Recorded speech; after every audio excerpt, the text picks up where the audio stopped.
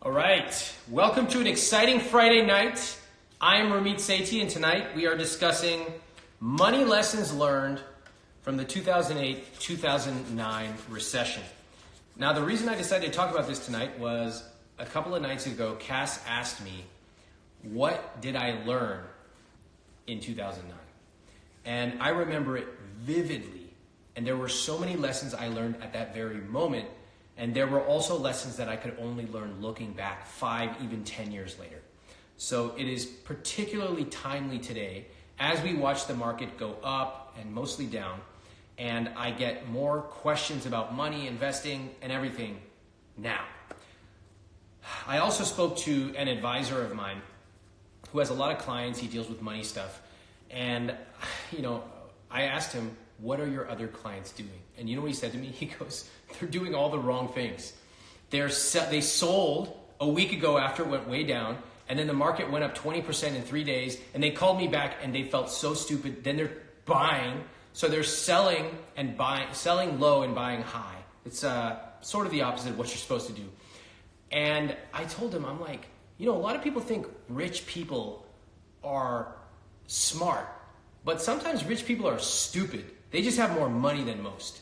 And just because you have money does not mean you know how to manage it. Making it is a skill, but managing it and investing in it, those are other separate skills.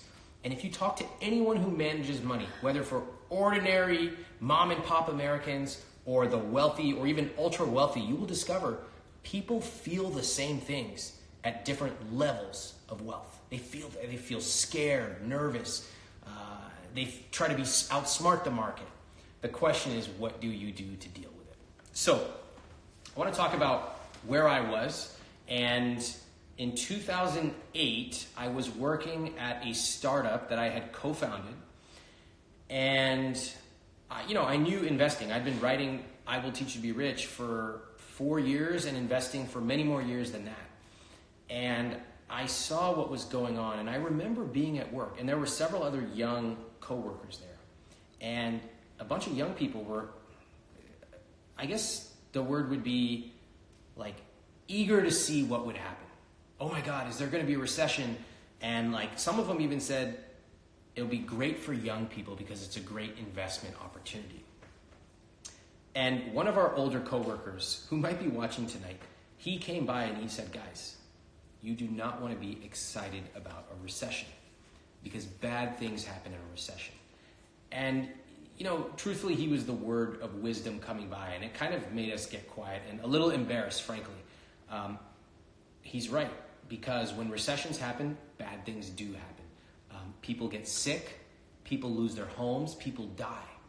And if you are constantly looking through the lens of financialization of America, for young, sophisticated people, they look at the situation where there's a recession happening and they go, I'm long, meaning I think that the economy long-term is going to be great. I'm going to buy stocks. I'm going to buy funds. This is great for me. Now, while that may be true, that is just living life looking at it through an Excel viewpoint. And what our older colleague taught us was, you're forgetting the human element, which is recessions cause lots of bad things and people get sick, they lose their houses, and they die. So I think that's important to recognize, which is now, having gone through it a second time, I definitely would not wish a recession on anybody. Much better to have a controlled decline or controlled incline, but when things go like they're going right now, it's bad. And while you, the young, savvy investor watching or listening to this today, may turn it into financial opportunity, that's not all there is to life. So that was my first lesson. The second lesson was have savings, because I was laid off from my own company. So I know what it feels like to be laid off, and I've been on that side of the table. I've also been on the side of the table where I had to let people go. Very difficult to be laid off, especially in an economy where other people are being laid off. A lesson learned there was, when things get bad, they don't just get bad for you. A lot of times they're bad for everybody. So sometimes people think misery loves company, which I do agree. Sometimes I love hearing about your misfortunes. I'm like, yeah, it's great, keep it coming. But you know what? When it's bad for everybody, nobody's happy about it. At that time, I remember being thankful that I had savings. So I had been consistently building up my savings over the years. And I knew that I didn't have to get a job. And that was like a complete weight lifted off my shoulders.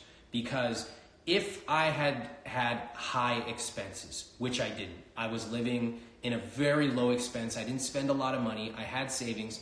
If I'd had high expense, I would have had to get a job. And if you guys remember Ramit's 10 money rules, I believe one of them is never have to make a bad decision or work with people I don't respect because of money. So I don't want to have to get a job because of money. I don't want to have to do this because of money. And thankfully, savings allowed me to not have to do that. Guess what I did after that happened? I turned my hobby, or what was a tiny thing, into a full big business. And my book launched a few months later and became instant bestseller. And so businesses and opportunities are available even during downturns. And I got to tell you, I remember going around the country and talking about investing and earning more, and all these local producers thought I was nuts. Why are you talking about this 10% unemployment? And I said, yeah, but there's still people who want to invest and who want to grow. And by the way, it's interesting tonight because what we see in the news is what's going on, crazy unemployment claims, which are real. But I also see the data from my own business, which is tons of people joining our Earnable Business Program, which closes tonight. And I can actually see the data, and I can see that there are a lot of people. And this is a premium course. It costs money. There are a lot of people investing. So don't be misled that in a contraction, everyone stops spending on everything. That's not true. There's opportunity. What else can I tell you? And then we'll do some questions. It's easy, if you have a second stream of income, it's easier to ramp that up or turn that up than to go from 0 to 1. In other words, going from 0 to 1 is hard. 1 to 10 is a little easier. So if people had freelance income in 2008, 2009, they could go to that and find clients, even if they had to offer additional services or in some cases lower their rates. But if they were out on the street looking to do it for the first time, that was a little challenging. Good reminder that you want to make sure you're flexing different muscles and have them activated. So if you ever need to turn them up, you can. And then one last point, and then we can do some discussion. This was a lesson that I didn't learn until 5+ years after. People who grew up during that time, especially young people during the 2008-2009 recession, became generationally afraid of investing. Okay? And what's crazy is, you had Granny over here who lost 50% of her portfolio. Granny never should have been invested that aggressively, but Granny doesn't understand what asset allocation is. Granny's like, I don't know, I handed it to my guy and he sold me some shitty annuity. Granny doesn't know what's going on, at least not with investments, nor can we expect the average investor to understand these technical concepts. Granny never should have been invested that aggressively. But for young people, had they stayed in the market, they would have recovered and made considerably more. But many of them did what that advisor I was telling you just said happened in the last few days. They got scared, they pulled their money out. Not only that, they stopped investing for the next decade. I know some of you watching, you bought my book in 2009, the first edition, and you didn't invest, and maybe you bought the second edition and finally you started investing. In that 10 years, the gains that have been lost are astronomical. So what's in the past is in the past, but what we can do in the future, or right now and in the future, is invest consistently. Make sure that we are investing in the correct allocation. Chapter 7 of my book, I Will Teach You to Be Rich, and automate it. Once you create a plan, then you're not sitting there looking at the market every day and making all these crazy decisions. You have a plan, it's executing automatically, that's it. All right, let's take some questions. Those are my money lessons from 2008-2009 recession. What do we have tonight? All right. What mistake did you make in 2008-2009 that you only realized in hindsight? wearing all the clothes that I was wearing back then. Oh, wow. We have some photos. Yeah. We'll try to post those maybe. We'll do a little before and after. Lessons of '08 versus, Didn't you wear a fedora back then? No. No fedoras. By the way, when I made fun of fedoras in something, a lot of people got angry. Lots. And then I clicked through to their pictures and I was like, of course you're angry. All you wear is a fedora. And then I thought to myself, you really should be listening to me, because my advice is for people like you, fedora wearers who think fedoras look good, but they look like shit. Listen, I know what happened. You're in 1998. You think Justin Timberlake looks cool. By the way, don't write me. This happened last time. Oh, it's not a fedora, Ramit. It's a trilby. Do you think I give a shit? You think he looks cool. You saw Michael Jackson wearing a fedora. You're like, I'm going to be like those guys. I have no style, but if I put a fedora on, the world will part in my way. You did it, and the world quickly told you, you look like a freaking creep. So I'm giving you, I give people different types of advice. Some of it is financial advice. Probably make you over $1 million over the course of your lifetime. Maybe you want to start a business using Earnable. IWT.com/earn closes tonight. But really the most valuable advice that a young man can get is by listening to my words right now. Look, read my lips. Oh, wait, hold on. Let me zoom in. Read my lips. Get rid of your fucking fedoras. I'm doing you a favor. Santa Claus is visiting you tonight. You're welcome. What's the next question? Wow. Okay, I just need a few seconds. We all do. Oh, so someone asked, they didn't type it in the question box like they were supposed to, but someone asked, should I be using my emergency fund to invest in the market right now? No! What the hell? Your emergency fund is for oh my God. People are they act so crazy about their emergency funds. There's two things people do and they're both wrong. Number one, they start using it and they're like, Ramit, where should I put my emergency fund? I don't want it to just be earning 0.1% interest. I need a better return. I'm like, it's a fucking emergency fund. It's there for emergencies. No, do not invest it. It's there if you lose your job or the world goes to hell. Second, we have people, I know people like this as of 1 week ago. They have an emergency fund. They did a great job building it. They're still going to work, exposing themselves to coronavirus and their families. And then you say, like, why are you doing that? Don't you have enough money saved? They're like, yeah, but I don't want to tap into my emergency fund. It's a fucking emergency. All right.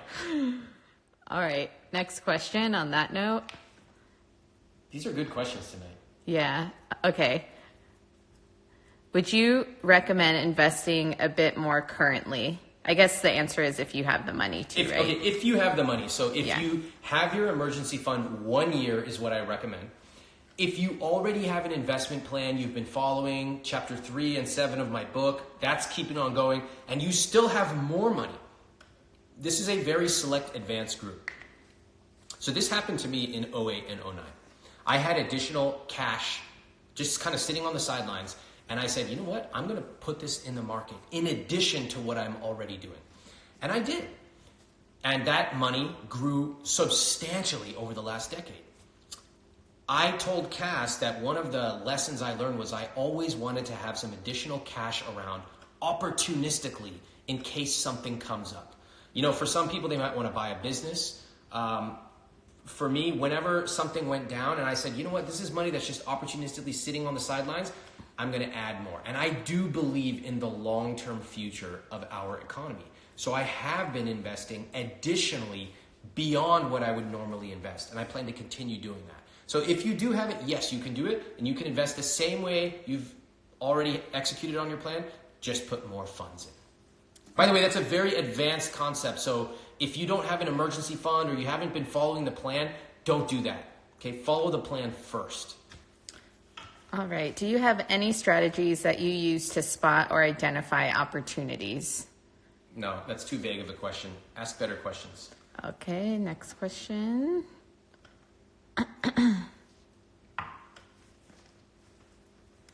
Thoughts on the FIRE movement now?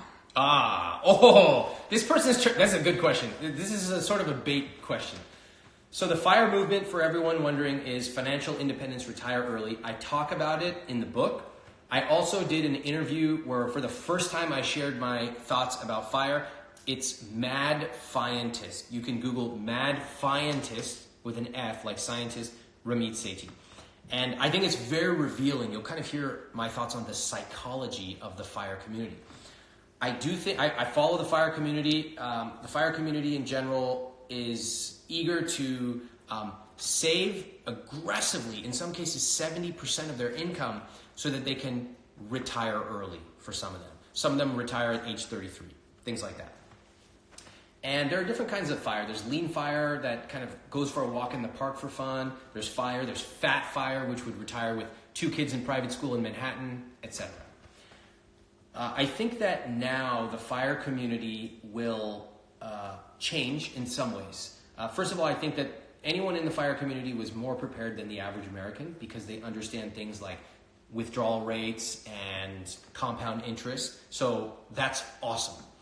I think that some folks in the fire community have probably recently joined it because the market was good. And when the market is good, you get a lot of people who ordinarily would not join it. For example, in college, when I was there, the number one major was econ.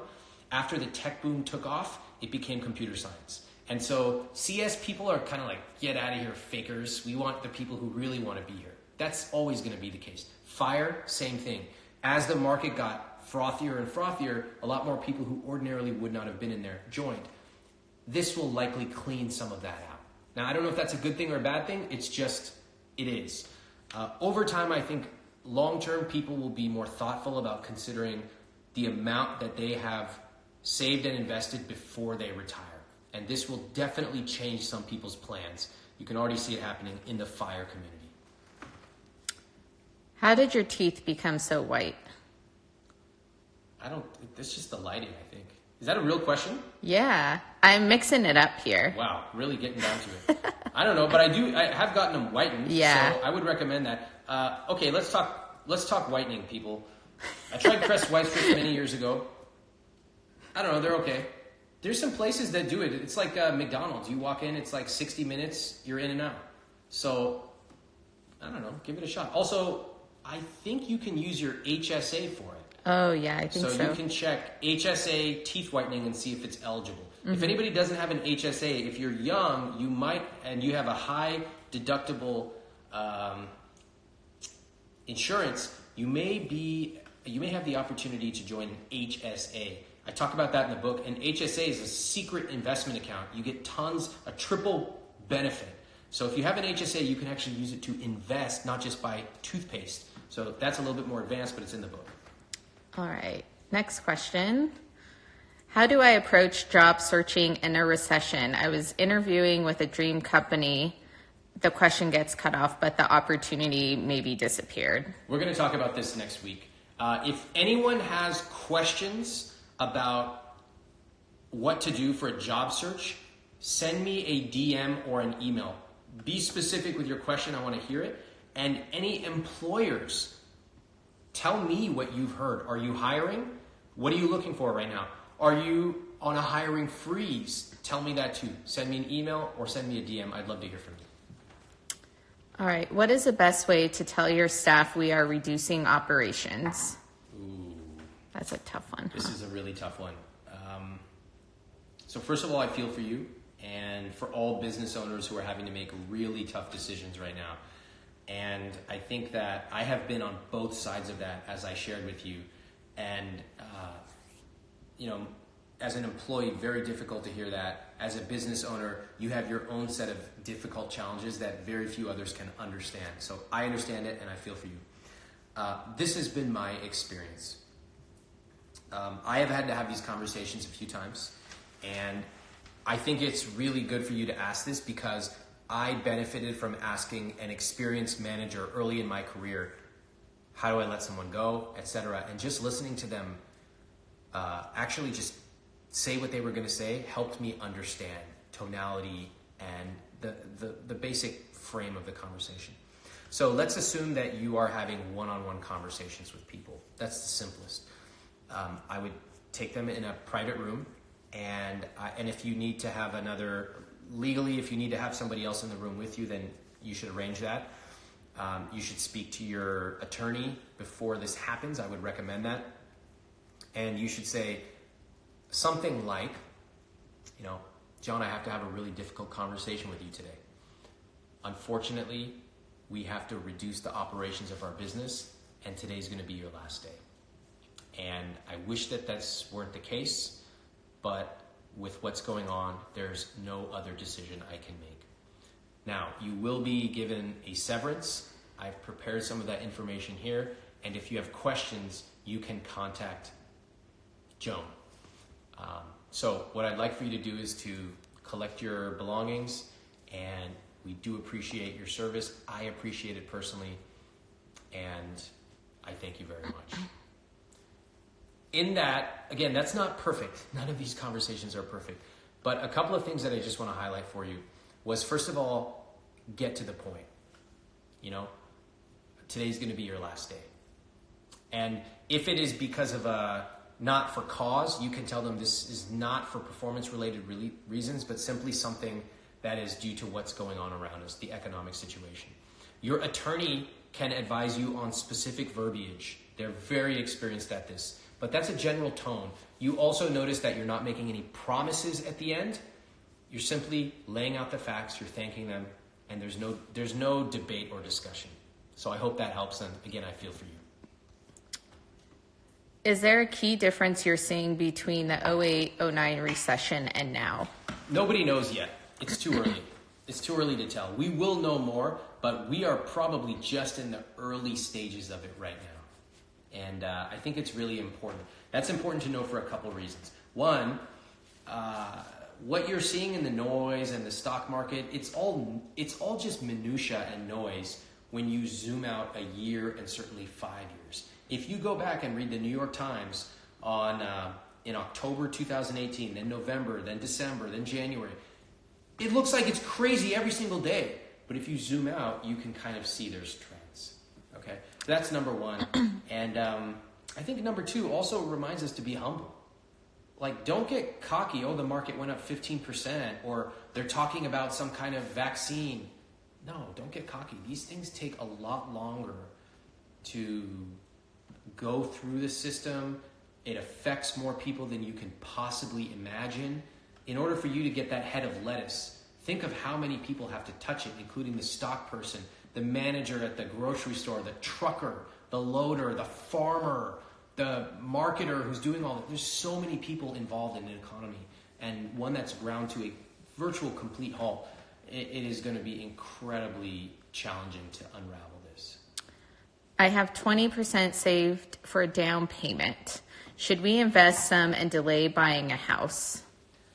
As a blanket general rule, this is a blanket one, I would not be putting down a massive expenditure on a house right now for a couple of reasons. One, we don't know where the economy is going to go. That means you could lose your job. You're more likely than ever to lose your job. We don't know what the value of housing is going to be. Personally, I would predict it will go down, but I'm just a voice. Who cares what I think? Who cares what anybody's projections think? We don't know. There are some exceptions to this. If you have run the numbers and you know that the value of the house doesn't matter to you because you're planning to live there for a minimum of 10 years, you don't care if you sell it and lose money because it's the house you want to live in, it's a house, it's a expenditure, not an investment, then that can be a reason. But I would be more conservative with really large purchases right now. And if I were you, I would put that money, if you decide not to buy it, I would keep it in cash. Because the down payment, unless you're not going to buy for 5 to 10 years, that money should be liquid. I'm 18 and just started working. What is the best way of saving and investing my money? At 18, you have an amazing future ahead of you. So the fact that you're here tonight asking this question is incredible. You should, again, from a financial perspective, for you, you might think that it's horrible to be going into an economy like this, and it will be a little challenging in the short term. But the fact that you're savvy enough and asking these questions now means you will probably be extremely successful financially over the course of your life. What you should do is you should read my book. It will show you how to automate your savings, even $50 a month, even $20 a month. It will also show you how to start investing. Just to give you an example, I started investing when I was 14 or 15. My dad opened up a custodial account for me, and I started picking random investments, learning. I picked individual companies. I thought that's what investing was. It's not. But I also learned and made mistakes with a small amount of money. As I grew my income and my net worth, I built a system. And that system is now yours in the book, so you can learn from it and just plug right in. So I'm really happy you came tonight, and I'm happy you're taking control for your life. Yeah, at 18, wow. Next question, are you part wolf? Yeah. Believe it. Zoom in. Just Yes. rub that hair. It's very soft. Okay. People like that. You guys want to do a tutorial on skincare? Rule number one. I'll do that one. Rule number one. Oh, no. We don't have 14 hours for a show. So pull out all your products. Okay, when we went I had to downsize. when we went to Japan, Cass's rule was any drugstore she saw, she's like, I'm going in here. And I don't just mean she's very considerate, right? Cass, you're very thoughtful. Yes, I am. Except when you lose your mind walking into a Japanese drugstore. It's the equivalent of a 7-Eleven here. She would go in there for 2 hours. I'm not exaggerating. Now, I can understand you don't know what any of this stuff is because you can't read the packaging, but you came back with an entire large suitcase full of cosmetics. Then I saw some extra cosmetics in our room. This is like 3 weeks ago. I was like, there's some bottle. I'm like, babe, what is this? She goes, oh, I can't remember what that is. I'm like, you fucking bought Japanese cosmetics? You can't even remember? Babe. So I guess you should be the one to teach that class. Yeah, someone said they'd want me to do that. Okay, next. Which sector are you keeping your eyes on right now? I don't really do sectors. And I think that if you want to do it with a little play money, if you've got your whole portfolio developed, it's all diversified, and you want to take 5 to 10% of your money and play with it, whether it be a sector, an individual stock, Bitcoin, whatever, be my guest. But in general, I don't really do that. So that's my answer. What are you most excited for in the next 6 months? Oh, easy. I mean, tonight is the night that our Earnable program closes. It's the first time we've ever launched this program. And I've already seen people in there. So it's amazing. This guy is in the community. Just 2 hours ago, I was showing Cass this. So we have one part of our community group, our forum, where we have people write their offer. So we teach them how to create an offer, find an idea, create an offer, and then they get critiqued by other people. So this guy had a sort of like, I'll help you with your website offer. But it was really technical, using all these technical terms and SSL and stuff nobody cares about. So some students, Earnable students, went in there and critiqued him, and he redid his offer. And I was showing it to Cass. I'm like, Cass, look at this thing. You would pay for this like right now. Now. You would say, send me the PayPal link. I'm in. So watching the program isn't even like, we haven't even finished selling it. It closes tonight. Seeing that develop in that program is amazing. And to know that we're at the beginning of where we were in 2012 with Dream Job, 2014 with ZTL, we're about to launch an entire generation of entrepreneurs. We're going to help them find their idea. We're going to help them turn it into an offer. We're going to do it at the toughest possible time. My first book came out 2009. Pure depth of the recession, March 2009. That's the bottom. Bestseller. Earnable, coming out right now. When people are saying nobody's buying anything, I know that is untrue. Even in times like this, people invest in themselves. They just buy stuff because they want to. So we're going to prove it. And I'm very proud of that. I'm proud of the team for this. I'm proud of the students for investing. That's what's exciting over the next 6 months. I thought that was such a cool feature of Earnable too that I didn't know. We didn't even tell anyone about it. Yeah, so you get real-time feedback on your offers, which I think is so valuable. You've found that to be helpful when we've talked about your offers, right? Oh yeah, like with you, my sales coach, but if I didn't have you or my sales coach, I think I would be lost. So that's awesome that your community is doing that. Okay, someone asked, when are you going to start your podcast? I don't know. Wow, another person just asked that too. Everyone always asks me to do a podcast, and then I'm like, what do I talk about? But then I realize I'm here every single night, and I could talk forever. So is this basically my podcast? Fireside Chats with Ramit? Yes. All right. We'll do 2 more questions. Okay. What are the most impressive lesser-known teachers on information product business? Ooh. That is an excellent question.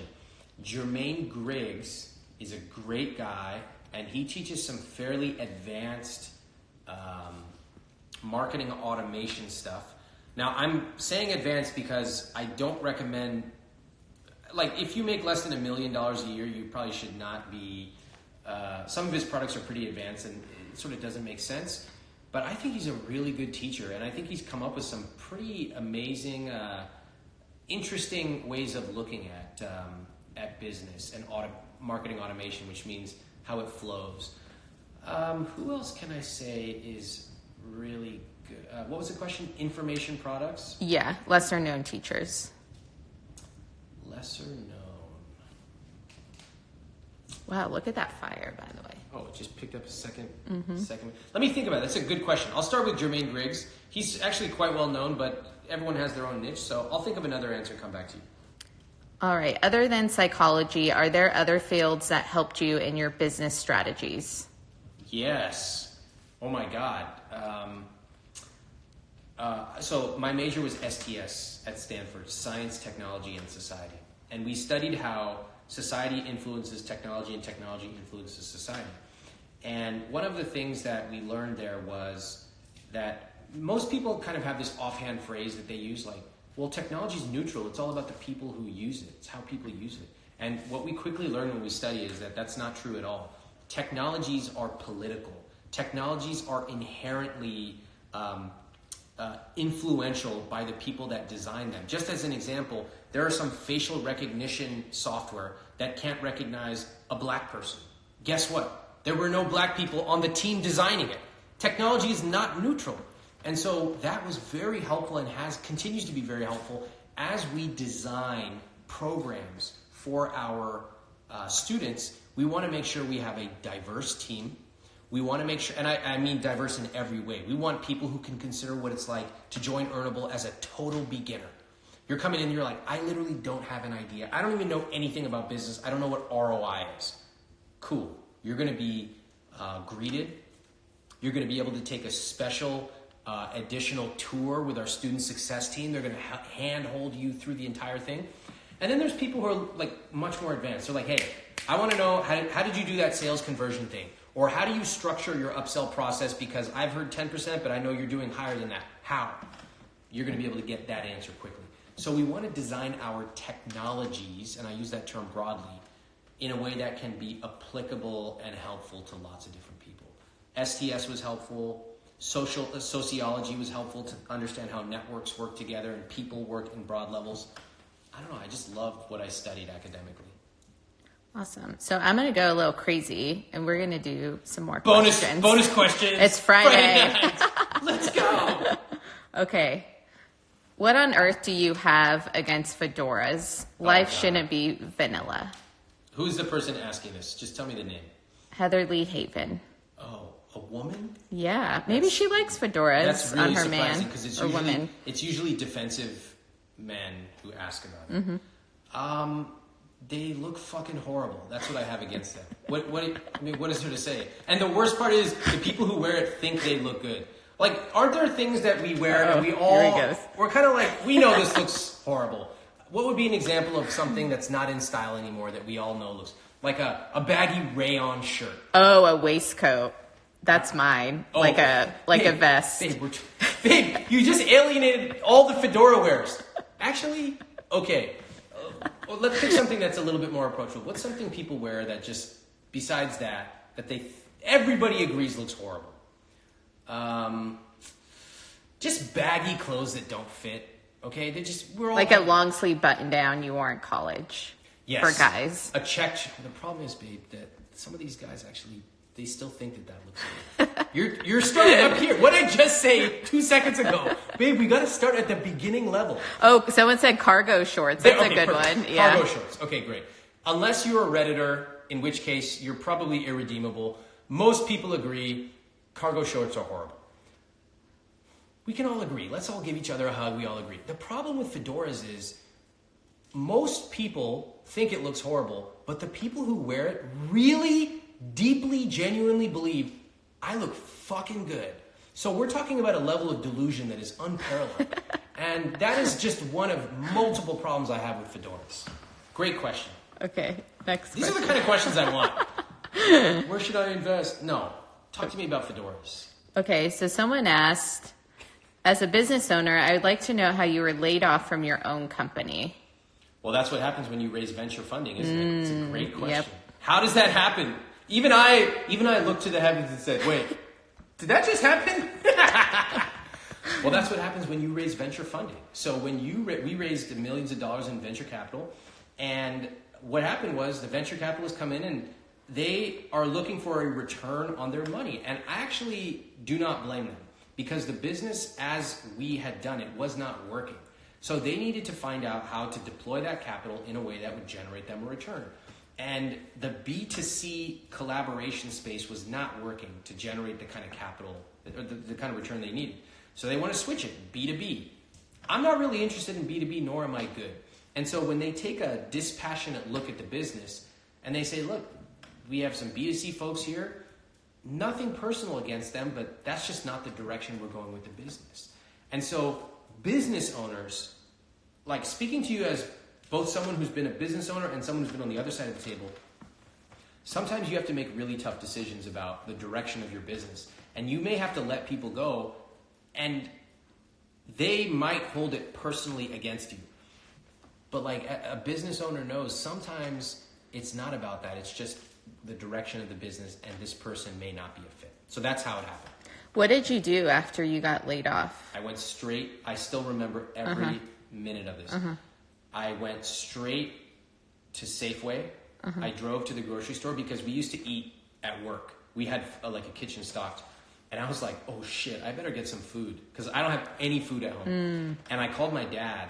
And anyone who has a parent, that parent has probably been through some sort of layoff, been fired, some sort of contraction. It just happens in a career. One time or another, it will happen. And I called my dad, and my dad was super calm, and he just listened, and he said, you know what? It's okay. He said, take your time. And he's like, you don't have to tell anyone if you don't want to. Just take your time and know that it will be fine. And what's crazy is my dad, like most Indian dads, not very emotional, but that was like exactly what I needed to hear. Just the world wasn't ending. I don't have to go out and broadcast it if I don't want until I was comfortable. And I remember, that was a Friday. And I remember telling myself, you know what? I'm going to just feel horrible this weekend. I'm going to just feel my feelings. I'm going to sit around and just, eat popcorn all weekend. Taco Bell. Yeah, no, I didn't eat Taco Bell by that point. Oh. I had grown past that. I was an executive at an online company, babe. Come on. That has nothing to do with it. But I said, I'll decide next week what I'm going to do.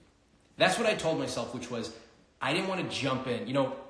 As an entrepreneur now, I'm like, what's next? But I decided I'm just going to take a few days to just feel bad because this was bad. But in the back of my head, I already knew. And when Monday came around, I was like, you know what? I'm going to go full time on I Will Teach, and I'm going to crush it. And that is exactly what happened. That's exactly what I did. Did that give you more motivation? Well, I told myself that 1 year from now, I'm going to look back at this and say this was the best thing that ever happened to me. And 1 year later, I had a New York Times bestseller. I think we had launched a product that year. I had gone on tour. The thing was way bigger than I thought. I just thought it was my little blog with a few, 50,000 people reading it. It was a big amount, but not that big. But when I went on tour and I saw people in all these different cities actually coming out to meet me, like getting out of their chair and coming to a bookstore, I was like, oh my God, this is way bigger than I thought. So that's what happened. Are you really small, or is that chair really big? It's fucking huge. Thank you for asking. It is really how big. How do I demonstrate how big this... Here, look for scale. This is so big! Or I'm like just a tiny... Actually, that's a good question, because when I meet people, I want to get the advice of the audience. When I meet people in person, a lot of funny things happen. One, people feel like they know me, so that's awesome. People who meet me are like the best. They're super nice. They're like super fans. I love it. But I frequently get this comment, which is, "Oh, you're taller than I thought." And I'm like, how do I respond to that? What is the correct response to that question? So what do you say? That is the one, I just go, ha ha ha, thanks. And then in my head, I'm like, what the fuck does that mean? Wow. F-bombs. So I don't know. Is there an answer to that? I have learned along the way, I've learned how to extricate myself from awkward conversations, because many, I will teach readers, probably half the people watching are socially awkward. So I know I'm flawless at extricating myself from these conversations, no problem. And I've learned how, how to introduce myself and all that stuff, but I have never learned an answer to that question. So anyone who can give me an answer, thank you in advance. Maybe just say thank you. That's it. That's really boring. Got anything else? Okay, next question. Have you always been this funny? Yes. Next question. Where's Mom Sethi? We'll ask her. Mom and Dad. Okay, next question. It's a good question. Yeah. So how tall are you? You're 6 feet. Oh, this is a point of debate. So, wow, actually, this is a really contentious thing. So I think I'm 5'11 and a half or 6 feet.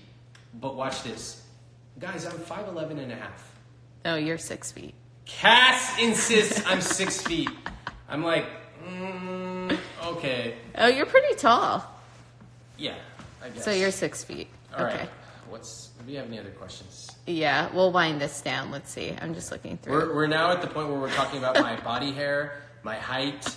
I mean, it's really... These are the real questions. Yeah, these are better questions than, some investment. I'm like, chapter 7, what's next? Oh, okay. So regarding COVID, what will happen to earnable in-person events? We immediately adapted them for online events. So we are doing them online, and we will be doing them both with earnable students. So earnable students, every month we're going to do a special event online. And for everybody else in the community, we'll do something which will be awesome, not as awesome as earnable students, because you guys are the best. But we're going to do the whole tour we had scheduled to go across the country. It's adapted to online. And, as soon as we can, we'd love to go back out. But first things first is the safety of our team and our students. Okay, 2 more. Okay. I got all night, so give me as many as you want. What are new courses you're working on creating these days? Well, what should we create? What do you guys want to see? Here are some things that people have told me. They want to know about running a distributed organization. They always ask about productivity, but I don't think they're really serious. Some money stuff. Oh, what about love and money? Yep, that's certainly something people have talked about. I think the first step to love and money is do earnable with your partner. See how that goes. Ooh. Wow. All right. When they have answers, I'd be curious to hear what people think we should create. Okay. All right, so we'll end on this one. Can you please explain more about your earnable program? Really? Did you just make that up? No, That's a I'm really serious. big setup. Okay. Well, first of all, it closes tonight, so you should go to iwt.com/earn. We have a huge sales page, and we have a video and a reel, and it's basically a way for you to create a second stream of income. So for a lot of people, whether you have a full-time job or you've been trying to start something on your own, a lot of people want to know, how do I find an idea? How do I turn that into paying clients? And then how do I even scale that so I can be automatically earning income, being my own boss, and being able to work from anywhere I want? Now, we didn't anticipate that it would launch at a time like this, but it turns out that because of the way we've set up our business, where all my team is remote, we've taught so many other business owner or people how to become business owners, And so many of them are doing really well. And you can see that on my latest Instagram post. They're financially stable. They're in control. They're not scared. They're playing offense, not defense. So iwt.com/earn, that's the program. It's online. It has videos. We have interaction. There's a community. It has amazing levels of detail. Like you can actually listen to real sales calls I did. And I think it will change your life like it's changed. Like our business programs have changed so many other people's lives too. All right. Now, I'm back here tomorrow. We have a big show tomorrow. Yeah, this is important. Is household tips with Ramit Sethi. Okay, Saturday night. Get ready. Call your mom. Call your dad. Call your grandma. Call your grandpa. Everybody, tag them and get them watching. Yeah. They've been alive 50, 60, 70, 80 years. They have never seen household tips like this. Okay, and I'm just so excited to share the real work that I've been developing for the last 25 years is what immediate hacks can you implement in your household to live a more fulfilling and productive life right here in your kitchen. Wow. It's going to be great. In the meantime, I post all of these at youtube.com/Ramit Sethi. I have a playlist called Fireside Chats. Go send it to 30 or 50,000 people. Send it to all your friends. Post it on Facebook. Let's get people watching these. You can also tag people here on Instagram. Let them know they should watch this. They're thinking they're getting scared of money. This is a great episode to tag them on. So thank you guys for watching. I've been here every night since this started, and I'm going to be here every night until it ends. Thank you very much. I will see you tomorrow.